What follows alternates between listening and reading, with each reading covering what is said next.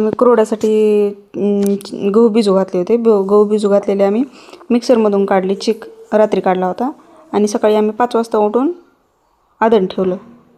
जेवढा चिक होता तेवढं मोजून आम्ही बरोबर आदण ठेवलं. आदण ठेवून घेतल्याच्यानंतर चांगलं उकळी येऊपर्यंत आदनाला चांगली उकळी येऊ द्यायची. त्याच्यामध्ये मीठ वगैरे टाकायचं आपल्याला हवं तसं आणि नंतर हटवून घ्यायचं. हे बघा, हे मला काही हटता आलं नाही, आमच्या सासूबाई हटत होत्या. आणि एक वेळेस मी हटायला घेतलं पण ते हटणं सोडलं आणि सासूबाईच्या डोक्यातच चाटू पडला माझ्या. असं ते माझ्याकडून चुकून झालं होतं. परंतु ते हटता आलं नाही, मला रेटले पण नाही ते. त्याच्यामुळे आमच्या आईचं हटत होतं ते. हटून झाल्याच्यानंतर हे बघा, त्याचा बरोबर व्यवस्थित असं म्हणजे जोपर्यंत चिक चमकत नाही तोपर्यंत असं समजायचं. म्हणजे ज्याला नवीन आहेत हटण्यासाठी त्यांच्यासाठी सांगायले, जोपर्यंत चिक चमकत नाही किंवा आपण पाण्याचा हात घेऊन बघायचा. पाण्या आपल्या हाताला जर चिटकलं नाही तर समजायचं आपला चिक शिजला. ते बघा, आणखीन काय आमचं चिक शिजला नाही कारण हे वेगळंच दिसतंय.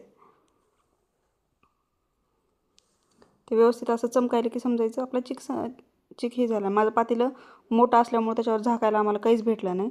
हे असं चिक जरा शिजत आलं की झाकून ठेवलं की वाफेनं चमकतो चिक. परंतु माझं पातेलं मोठं पडलं आणि जे आपल्या भाकरीच्या आधी पराठे असते ते छोट्या झाल्या. त्याच्यामुळे मला त्याच्यावर काहीच झाकता आलं नाही. त्याच्यामुळे मी असंच उघडलं.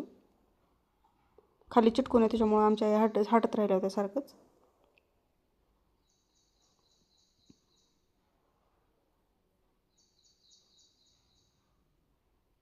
आणि कुरवड्या घालायला आम्हाला काही टाईम लागला नाही कारण आमच्याकडं लेकरं ते होते. प्रत्येकाने एक एक शोका उचलला. आमच्या आईने भरू दिलं आणि फास्ट झाल्या कुरवड्या करायच्या.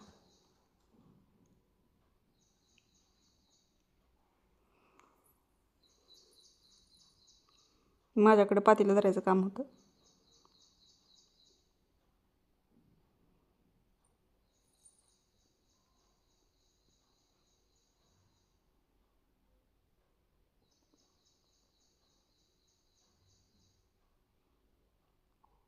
व्हिडिओ टाकायला खूप उशीर झाला आहे.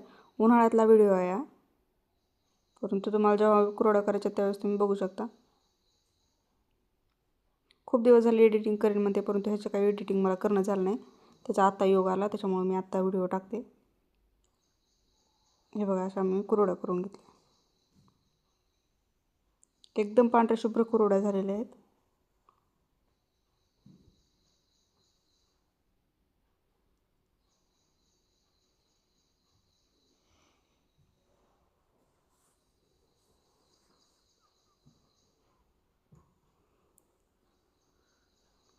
व्हिडिओ कसा वाटला आम्हाला कमेंटमध्ये सांगा. बाय.